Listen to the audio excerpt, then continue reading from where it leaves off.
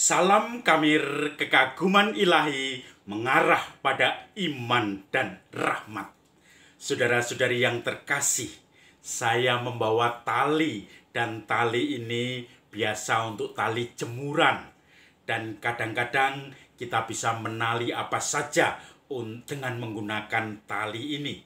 Dan kalau agak besar sedikit, terutama yang bahannya bukan plastik, bisa untuk tarik tambang. Nah, waktu saya SD, saya senang dengan olahraga tarik tambang ini. Selalu menimbulkan tegangan. Yang satu narik ke belakang, yang satu ke belakang dengan berlawanan arah. Sehingga selalu ada ketegangan. Selalu ada berusaha untuk tarik ke sana, ke sini, kanan kiri, dan akhirnya siapa yang kuat dia akan menang. Dan kemudian saya punya strategi. Kalau kita dihitung sampai 3, langsung kita tarik kuat-kuat ya. Kita sendal namanya. 1, 2, bet. Nanti yang musuhnya belum siap sudah langsung jatuh tengkurap, jatuh semua tabrak-tabrakan ya. Itulah namanya ketegangan. Salah satu belajar teater rakyat, kalau kita belajar tentang drama, itu juga dasarnya ada tarik tambang untuk gamenya. Tarik tambang itu untuk menunjukkan ketegangan. Karena drama tanpa ketegangan, tanpa konflik, bukan drama. Film tanpa konflik bukan film. Maka drakor itu disukai ibu-ibu, disukai banyak orang, drama Korea. Karena apa? Banyak ketegangan bercabang-cabang dan akhirnya orang bisa tegang di situ.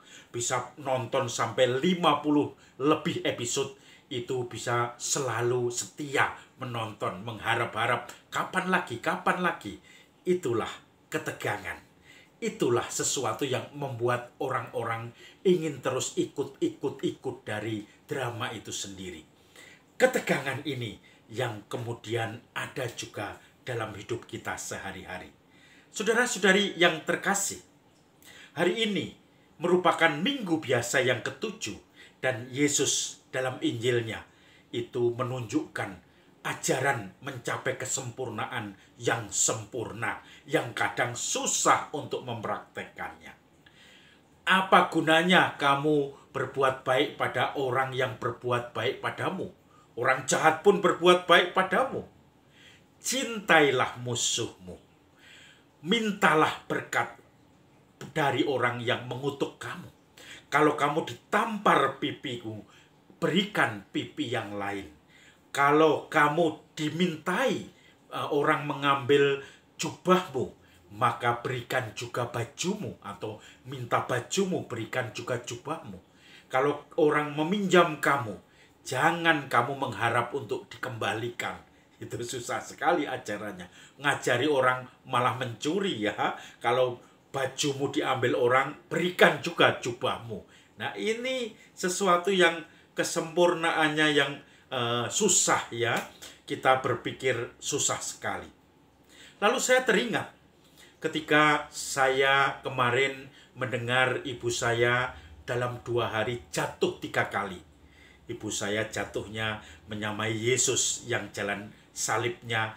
Yesus jatuh yang ketiga kalinya. Ibu saya juga 3 kali jatuh selama 2 hari itu. Maka saya menjadi tidak tenang. Saya kemudian, walaupun hari Minggu perayaan waktu itu 26 Desember, perayaan hari keluarga kudus, habis perayaan menikahkan orang, saya kemudian akhirnya lari ke Jogja dari Pemalang untuk menengok ibu saya. Dan saya beberapa hari di rumah.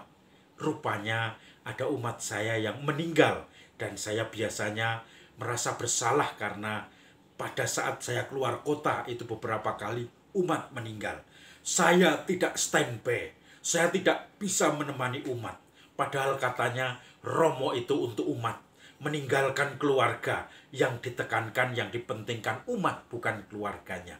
Yang dipentingkan adalah domba-domba yang diberikan Tuhan kepadanya. Tapi saya kok malah di rumah menunggui keluarga saya. Nah, Romo, suster, bruder, itu janji atau kaul ketaatan, kemiskinan, kemurnian. Kalau Romo Projo ya ada janji untuk hidup menghayati hidup seperti itu. Tetapi apa?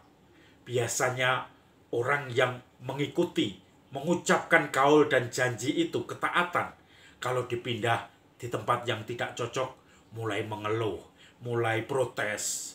Kalau dipindah dengan orang, bekerja sama dengan orang yang tidak cocok, mulai protes, mulai tidak bisa bekerja, lamentor. Lamentor itu kan pengeluh ya, orang yang suka mengeluh gitu. Kemudian kalau nanti mengucapkan janji untuk hidup miskin, tetapi semuanya serba bermerek. Baju kalau nggak bermerek tidak mau hidup, tidak mau pakai. Kalau dikasih dari umat misalnya celana yang tidak bermerek atau sepatu tidak dipakai, tidak mau diberikan orang lain. Padahal kita menghayati hidup kemiskinan. Kemudian juga kalau makan tidak enak keluar, jajan. Nah ini tentu saja hanya mengucapkan tetapi tidak menghayati. Kalau orang berkaul, berjanji hidup wadat, kemurnian, tetapi masih lirik sana, lirik sini. Itu juga menghayatinya juga tidak sungguh-sungguh. Ada kesenjangan, ada tegangan antara apa yang sudah dijanjikan, yang sudah diucapkan dalam untuk dihayati sebagai semangat mutu hidup, sebagai penghayatan hidup, tetapi ternyata itu dilanggar juga. Maka hidup kita adalah hidup ketegangan. Maka Romo Buder Suster itu selama hidupnya pasti hidup dalam ketegangan dan berusaha untuk mempersempit ketegangan ini. Berusaha untuk semakin menghayati apa yang diucapkannya. Saudara-saudari yang terkasih, ini untuk religius, biarawan, biarawati, dan para rohaniwan. Tetapi untuk umat, hari ini kita diajari oleh Yesus tentang pengikut Kristus yang sempurna. Sebetulnya untuk semua juga. Bagaimana mungkin kita menghayati apa yang diperintahkan Tuhan itu? Berterima kasih kepada orang yang mengutuk. Mohon berkat kepada orang yang mengutuk. Apakah bisa saya mohon berkat kepada mereka yang memaki-maki saya? Apakah bisa saya mendoakan mereka yang marah pada saya? Apakah bisa kalau saya dicuri barang saya justru malah diberikan yang lain? Kalau saya dipinjami uang tidak dikembalikan, apakah itu jangan berharap dikembalikan? Nah, lalu bagaimana keluarga saya sendiri? Saya butuh menyekolahkan anak, saya butuh makan, saya butuh hidup, saya butuh membayar listrik, kontrakan. Apakah semua harus diberikan ke orang lain? Yesus memang membingungkan. Itulah kritik yang kita bisa dalam hati menyampaikan. Bagaimana ajaran ini berat sekali. Semoga bukan Omikron. Saudara-saudari yang terkasih, kita semua hidup dalam ketegangan. Kita semua hidup di satu sisi ajakan untuk murah hati, untuk memberikan apa saja yang menjadi milik kita kepada orang yang membutuhkan. Di sisi lain, kita melihat banyak orang membutuhkan itu dan bisa habis kita semua, tidak mengurusi keluarga kita sendiri. Ketegangan. Maka saudara-saudari yang terkasih, kita diberi yang namanya diskreta caritas. Diskreta, discernment, itu discern, mempertimbangkan, bijaksana. Caritas itu cinta. Jadi cinta bijaksana, cinta yang mempertimbangkan. Kita bisa peduli pada orang lain, murah hati. Kita bisa memperhatikan orang yang membutuhkan. Tetapi ketegangannya juga dengan kebijaksanaan yang diberikan Tuhan pada kita. Kita juga harus seimbang mengurus kebutuhan keluarga kita.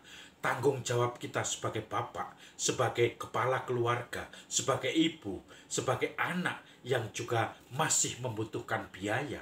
Disitulah ketegangannya dalam hidup kita. Ketegangan untuk berbagi, untuk murah hati, tetapi juga diri sendiri, anak sendiri, keluarga sendiri masih membutuhkan. Diskreta caritas, silahkan berdiskresi, silahkan mempertimbangkan dengan bijaksana.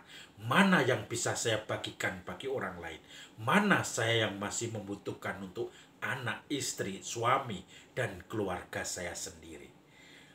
Bapak, Ibu, saudara-saudari yang terkasih, ketegangan inilah yang selalu dihidupi oleh para murid Kristus. Di satu sisi murah hati, di sisi lain kita juga selalu membutuhkan, menggunakan kebutuhan sehari-hari. Kita masih menjadi manusiawi yang juga membutuhkan kebutuhan-kebutuhan sebagai manusia. Maka kita perlu mempertimbangkan semua itu dengan bijaksana tentu. Dan apa yang kita usahakan adalah semakin memperkecil ketegangan-ketegangan ini. Sehingga makin hari kita semakin murah hati terhadap sesama, terhadap keluarga sendiri. Dan akhirnya kita disebut anak-anak Allah karena kita murah hati. Saudara-saudari yang terkasih, salam kamir, kekaguman ilahi mengarah pada iman dan rahmat.